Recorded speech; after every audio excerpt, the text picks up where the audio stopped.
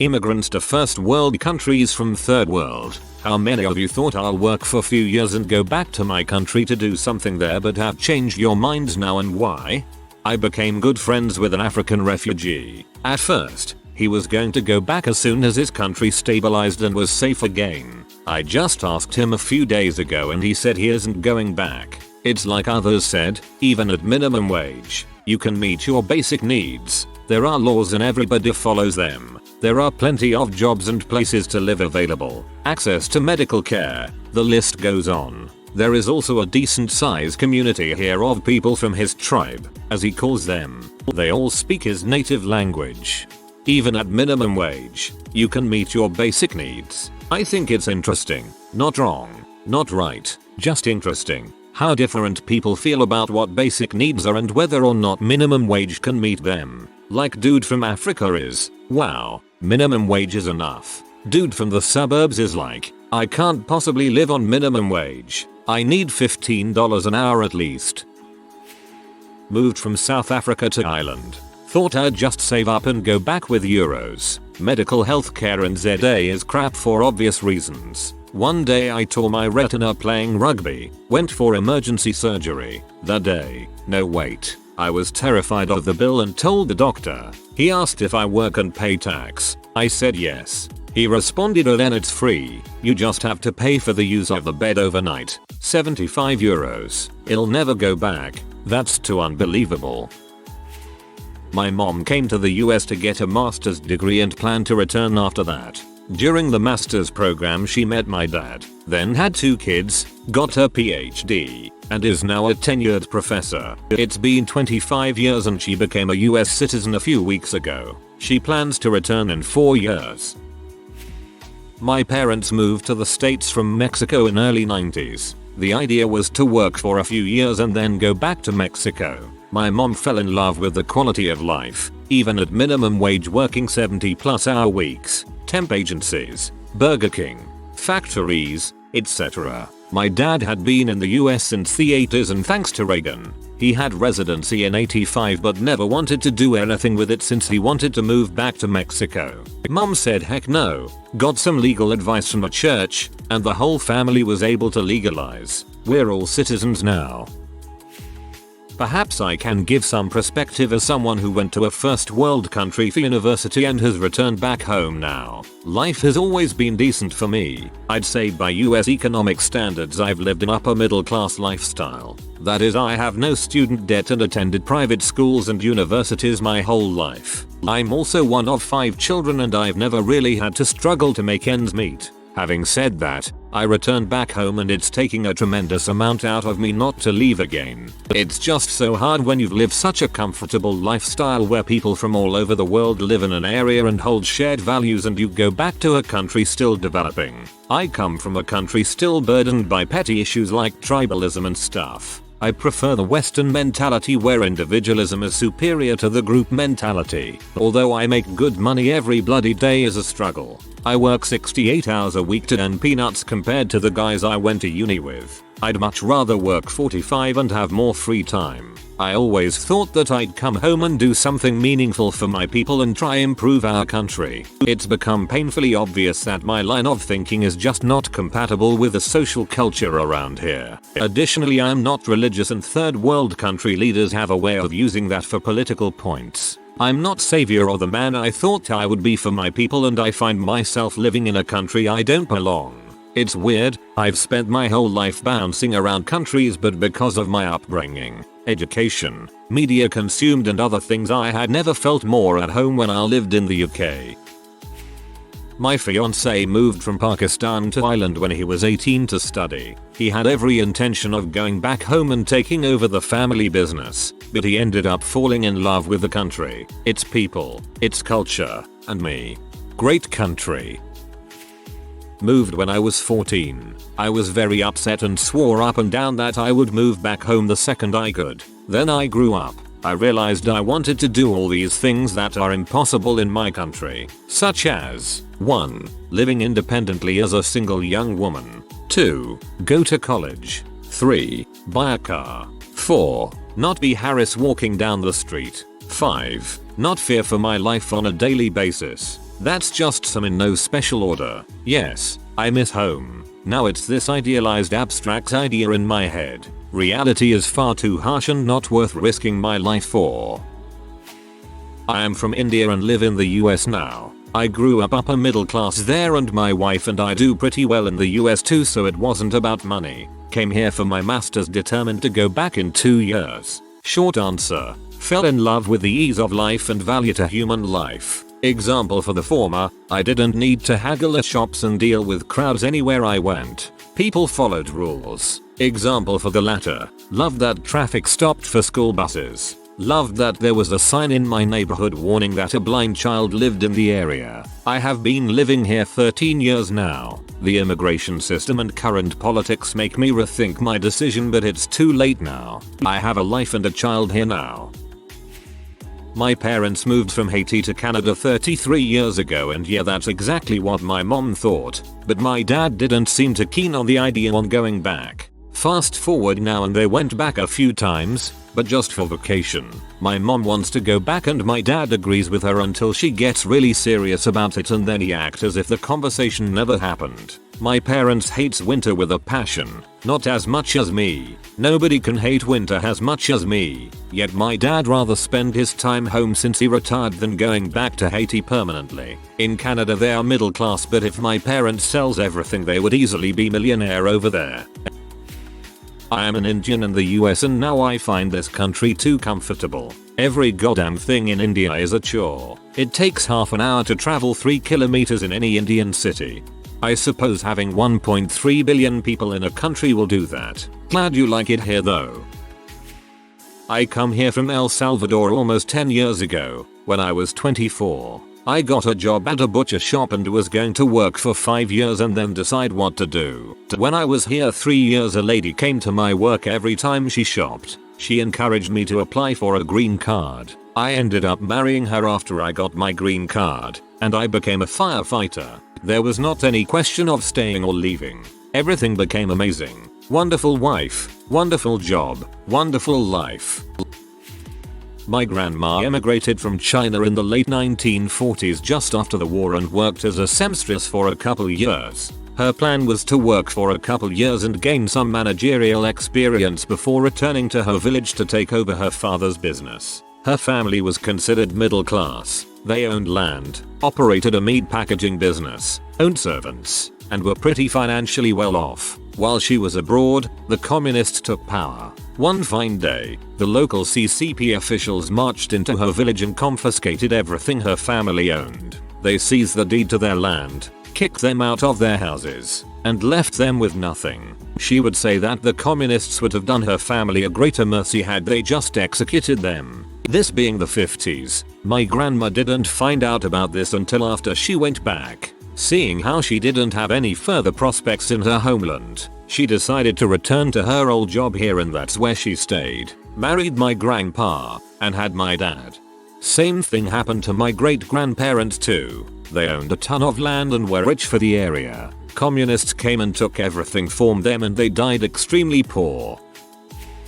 Immigrated to the US from India. I thought I would get my master's degree and then go back. But then I started working. I fell in love with the work culture. Everything is so easy here. People are mostly laid back. Soon enough, I fell in love with a local. Eventually, we got married and now I can't imagine going back. We live in a nice neighborhood. Crime is low here. I drive and can leave at my choice. Again, people are so darn nice. It was almost a cultural shock at first. I come from a state in India which is rife with civil unrest. At one point of time, we were under curfew for 6 months straight. It was hard, but even harder for us girls. I can't imagine that ever happening here. It's a good life and I'm very grateful that I got this choice.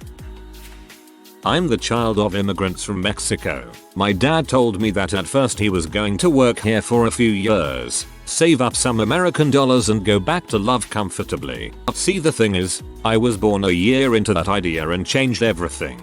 My dad realized he didn't want to put me into that situation of living in a corrupted and impoverished country. Mexico is an awesome country, don't get me wrong. Different standard of living though. He made a choice to stay in a foreign land for his family. He loves football, Red Robin and peach ice cream now mayo.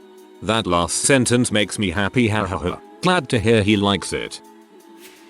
My situation is reversed, but I'll still give in my 2 cents because I'm annoying like that. I came to the US for high school and college, then worked for a year. I came home, Vietnam, a few months ago. 1 jobs. Super hard to get a work visa in the US if you don't have a STEM degree. 2 lifestyle. I have missed the livelihood of it all. You can see your friends after work 3 or 4 times a week. I believe in work-life balance, but I was always so intense in the US. Always working. Always thinking I need to work more to be like everyone else. I don't enjoy drinking over the weekend, so my hangout options are pretty limited. 3 food. Food in Vietnam is better. No debate. My tummy has been happy. 4 cost of living.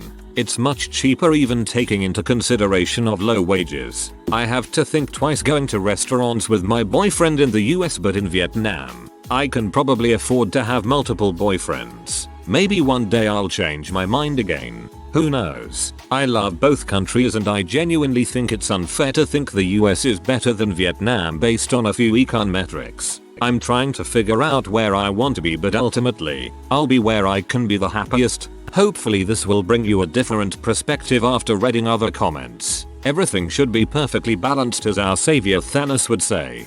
4 cost of living. It's much cheaper, even taking into consideration of low wages. I have to think twice going to restaurants with my boyfriend in the US, but in Vietnam, I can probably afford to have multiple boyfriends. Freaking LOL. I moved to Germany from Pakistan reluctantly to pursue further education. In all honesty, I wanted to go back once I completed my masters, but seeing the peace of mind that was available to me in Germany, as well as knowing there is nothing for me to go back home to, has slowly changed my mind. Well, that and the fact that I actually enjoyed studying and working on my thesis here. Here research isn't a dead-end career, and there are places that offer what I dreamt of doing rather than to just teach and dabble in theoretical side of things. Granted, I still am on a timer if I want to stay here, but I really would like to make it happen. Best of luck and fortitude to you. Speaking as another product of academic brain drain to Germany. My parents at first one day we will retire, go back and die in our country, Pakistan. Then they retired in England, got a big house built there. Then they always said Pakistan has more freedom and talked like they would still go back. They ended up passing away in England, and since I don't know anyone in Pakistan, they've been buried in England. Who knows, maybe they would have gone back once me and my brothers got old enough to support ourselves, but they passed away young, so never got the chance to. My dad came to the UA from Mexico. He was 1/8 kids. He thought he'd come out to make enough money to go back and help his family, since they were ranchers. He moved to LA and became the first person in his family to graduate high school and second person to graduate college. He decided to stay after getting into college. He's now the wealthiest of all his siblings. Not that, but immigrants who do this because they realize that even though they're working in first world countries making minimal money and living poor lifestyles, they're still living better than they would have lived back home. This is an overgeneralization that isn't necessarily true. My parents thought we'd move back to India after my dad finished his PhD. Too late. 2 kids and we were pretty used to the lifestyle. Sometimes I think about moving back myself, mostly because in the city we were from has become very modernized and living in the deep south has made me kind of jaded. Moved to a first world country when I was 10. Came from Indonesia, which is not even a really bad third world country. I just fell in love with the country and how incredibly progressive society is towards religion. Also helps that I can actually go outside and breathe fresh air. Not as drastic, but I know a lot of Chinese folks in that situation. It mostly comes down to career opportunities and freer internet. Yeah, frick the internet thing. VPN works wonders.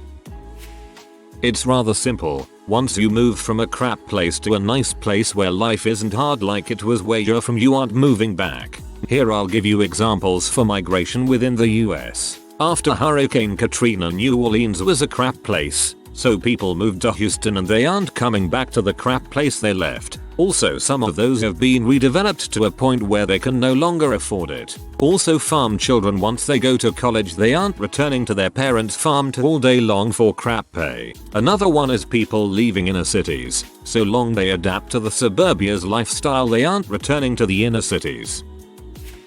I have not immigrated yet, but I have already decided not to come back. Well, when I left my home country, I was quite young, 19, and at that time I was going through a political phase. I thought the ruling government in my country is the evilest thing, and I vowed to myself, of course, that I would go abroad, widen my horizon, and use the things I learned to try to come back and change the situation somehow. The political fervor was burning strong, and I had no doubt back then that I would follow through with that plan.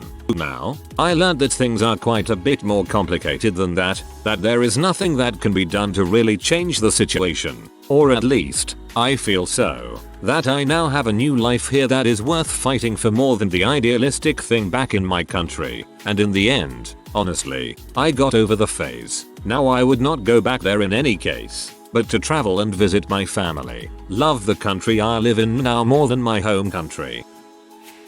I think it is the quality of life, being able to live a better life at decent pay, whereas in third world countries you need to be rich to live a decent lives. In the first world country that changed my mind, and people are more progressive in the West. But at the core, both countries are equally crap. Things like government being corrupt and people being very religious. South Africa to London. I still want to go back one day, but the longer I'm here the less likely it seems I'll ever go back. I'm starting to build a life here. The pound symbol is ridiculous. I can always go back and visit. Most of my old friends have left. I just feel like there's so much more out there now. Hopefully one day I get to move somewhere warmer though.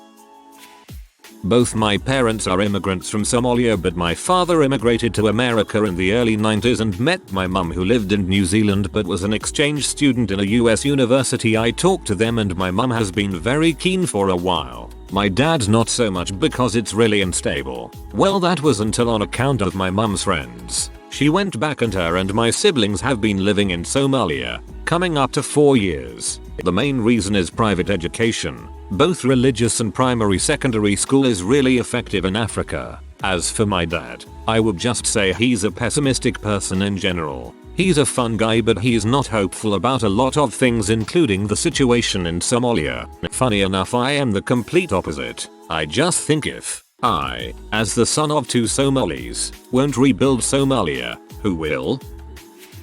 That's my parents' story. My dad came to the US to work and establish contacts here to start a business back home. A year later he called for us to come to the US, originally just to visit and to spend some time in the US. Pretty much as soon as we left our home country, my mom's family betrayed us and sold or took all our stuff. We essentially had no choice but to stay. We didn't have enough money to start over back home, so we were stuck here.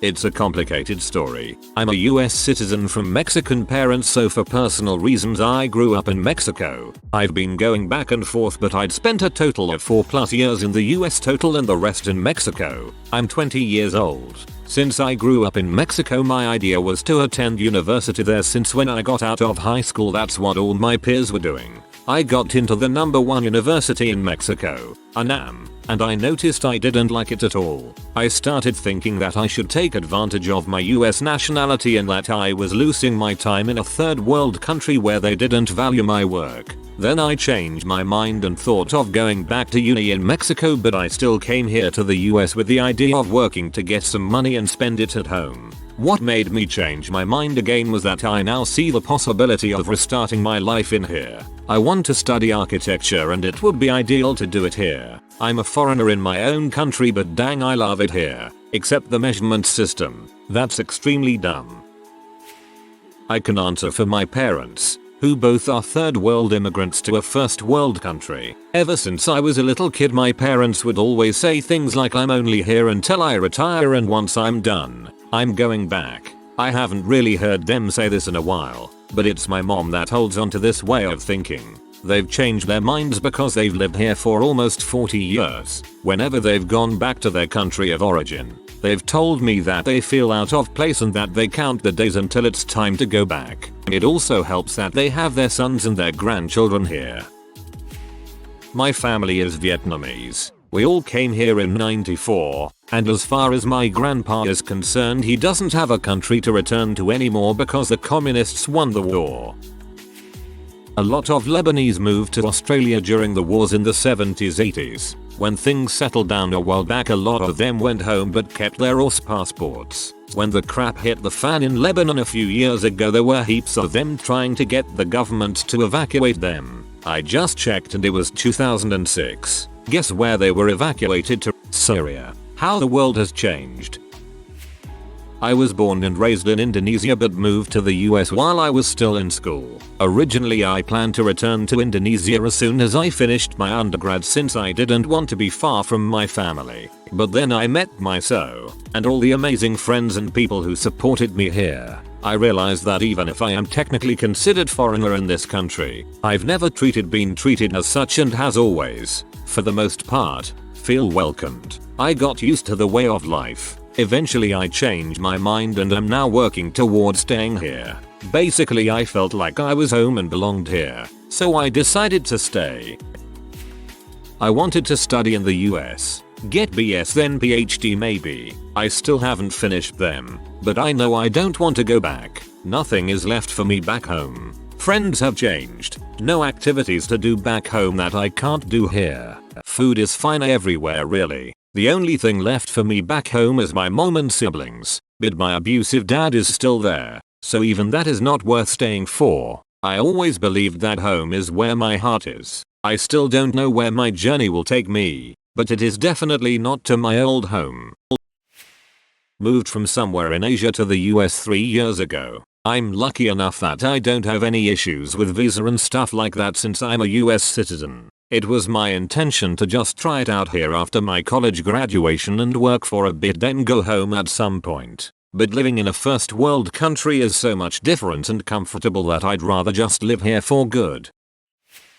Sometimes their employers hold their passports so they just kinda stay and work forever. But that doesn't happen all the time or everywhere. It just happens frequently in Middle East first world countries and probably more in non-first world countries.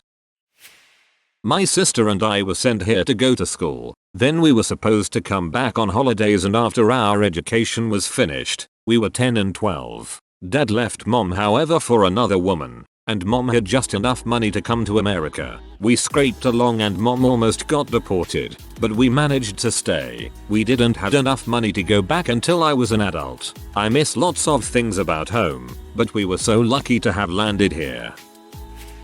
My mom came on a vacation to the US and Mexico, and my dad came to buy rims in the US. He met while in the US. She got pregnant, and now they still live here and have 2 kids in college including myself. My dad was one. Although he first went to the Middle East, worked there for like 20 or so years before moving back from the US. We came back after 9/11 with the Patriotic Act, the layoffs, and the inherent hate against Muslims. Finished my high school and college in my home country, and honestly, it's not that bad. I understand why our neighbors started getting afraid, why folks refused to rent us apartments or let us stay at their place, why people from my own country wanted to exploit that and make us work longer hours and pay more than what they charge other tenants at their basements. I'd seen more or less of that back in the Mideast anyway. They say the first world is a free world. I say it depends on which part of the socio-economic racial ethnic group you end up in. LOL. If you're Bangladeshi, Bangladesh is 1,000 times more free than the US of A. Whites are evil. Came to Ireland to find myself. Ended up finding my husband and started my family, and have enjoyed everything about my new life. It may not be a poor country I come from, USA, but I found myself broke, exhausted, financially struggling, and living back at home with my mom after working non-stop from 16 years on. I was working 2 jobs, providing home care on the side, and going to school to finish a degree whose entire program was cancelled later that year. I essentially had a breakthrough moment while talking to my sister. sold all of my non-essential belongings, took advantage of an early cashier on my 401k, and bought my ticket to go abroad. It's the single best decision I have ever made. Plus, Ireland, its people, the culture, they are absolutely incredible. I'm the opposite. I'm getting uncomfortable with the amount of nationalism and xenophobia in the US, and if I complain, I am told to go back to my country. I'm native to the US and I am also uncomfortable with the nationalism and xenophobia. Not me, but my parents. They moved from Thailand to the US 25 plus years ago or something. My dad never intended on staying, but he met my mom and the rest is history. Maybe it's hard to admit, but once we connect everybody online, migration is gonna become a real problem unless we find a way to be productive as heck to incorporate such a huge population, i.e. by our side. I don't know if you consider it a third world country, but I moved to America from Bangladesh when I was like 7 or 8 years old. 19 now, and I realized I don't want to do it just because I have a lot of friends here and I'm really happy. I go to a university I love, and while I love my country, I realize that I've been gone for so long that I'm out of touch with the culture. My parents gave up teaching me how to read Bangla, so I can barely read it or understand how to say numbers. Although I speak it very well, lol. It's just a cultural thing. The only friends I have back in Bangladesh are my family friends' children who I barely talk to. Again, I love my country, but I don't want to give up basically everything I know and have to start all over again a second time. It seems like all the answers value the aspect of first world countries where people follow the rules. It kind of gives me hope that the third world countries could be improved if somehow everyone, including politicians and police, followed the rules. It also makes me worried about the impact of increasing corruption in first world countries. Naive but hopeful. If you are new to the channel, you can subscribe. I publish new videos every day. Until then, check another video.